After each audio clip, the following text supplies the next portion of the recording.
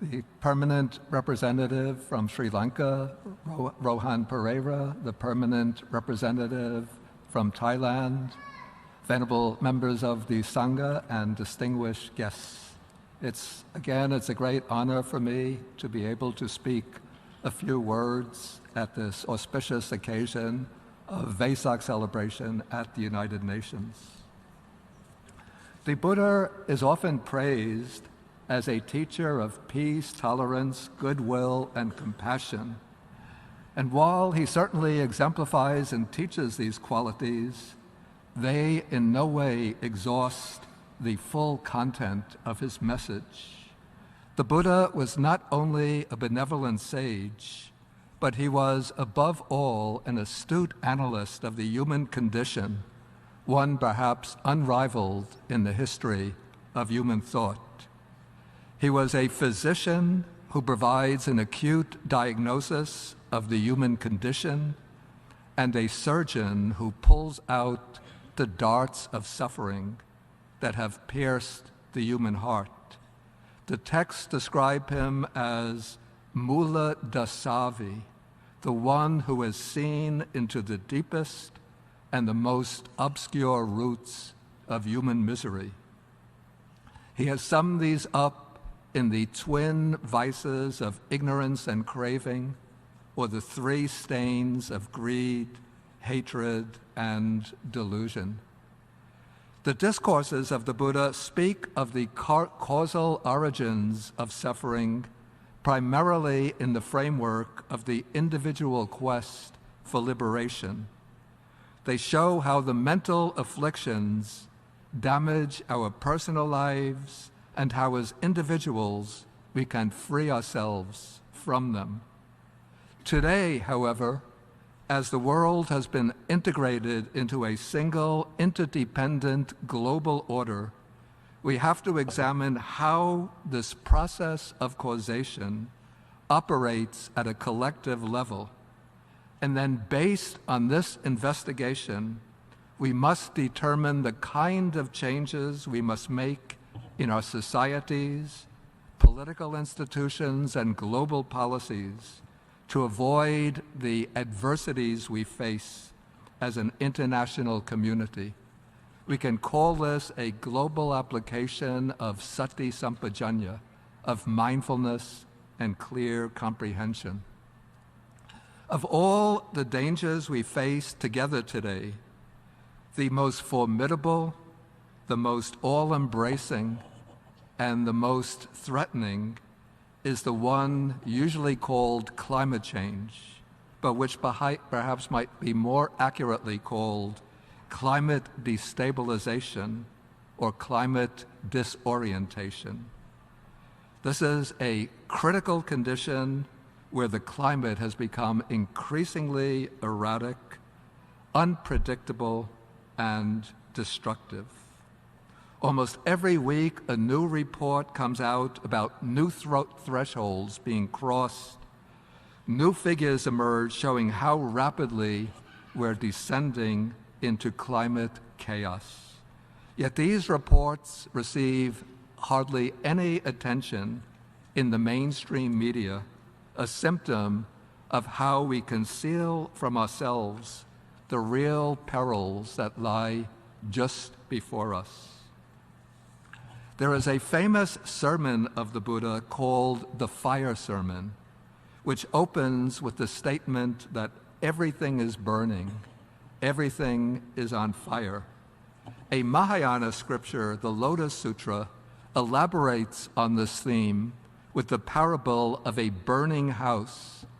Inside the house, the children continue to play with their toys, oblivious to the flames engulfing them on all sides. The house in this parable represents the world, and the foolish children represent people, ourselves, as we remain immersed in our everyday concerns while we ignore the flames of old age and death consuming our house. Today, this image of the world as a burning house is becoming literally true. Each year, the signs of a destabilized climate become ever more severe, more destructive, and more deadly. All these powerful hurricanes and cyclones, heat waves, eroding coasts, violent floods, torrential, terrible wildfires are just the symptoms of a disturbed climate.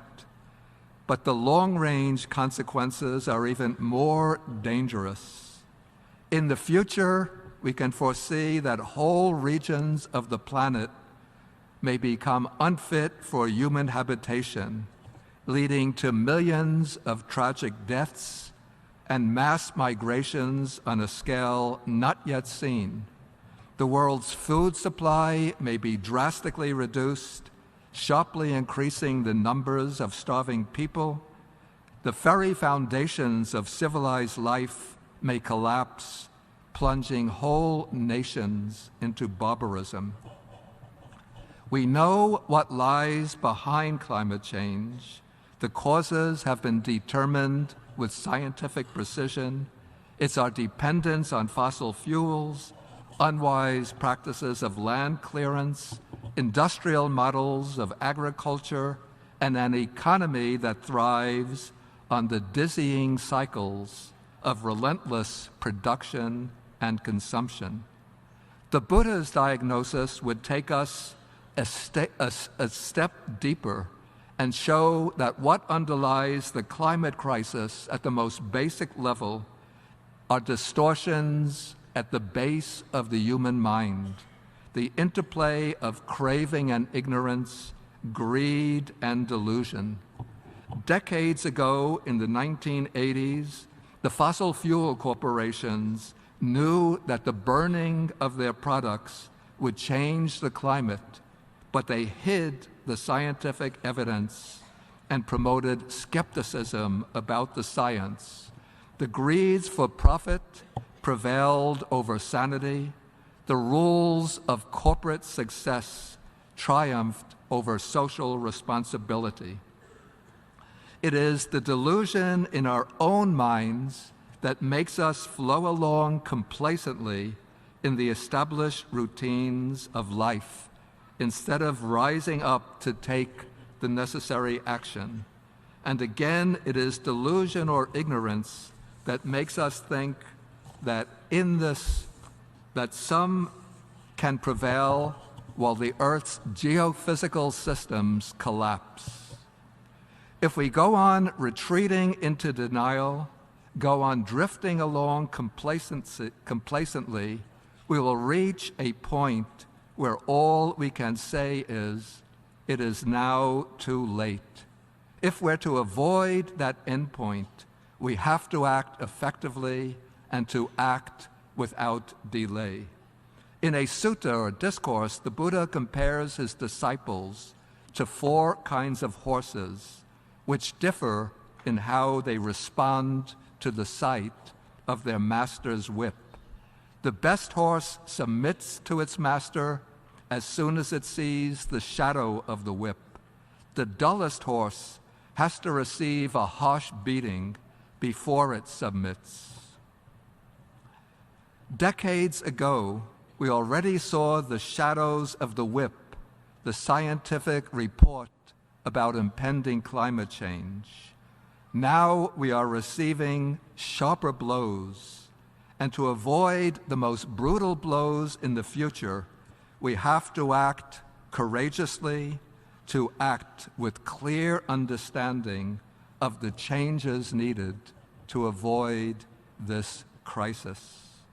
We need definite changes in our collective systems, in the way we generate energy, in modes of transportation and so forth.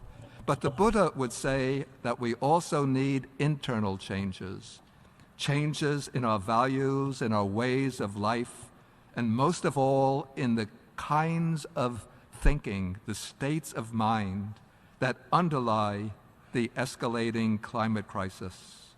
Above all, we have to turn away from a social system driven by greed, by the quest for limitless profits, by competition, exploitation, and violence against other people and the natural world.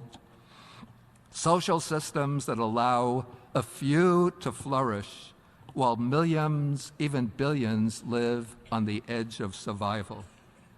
Instead, we need to envision new collective systems of global integration that give priority to cooperation and collaboration, to living in harmony with each other and with nature, systems that will enable all people to flourish economically, socially, and spiritually.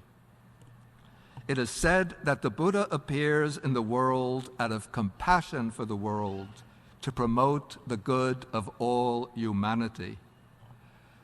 Now we have a clear idea of the collective dangers that we face today, and we can see on the horizon a glimmer of hope for a better shared future. Now we must walk the path that will take us towards the future we are presently hoping for. We know the direction in which we have to move. Now we have to start moving before it is too late. Thank you very much.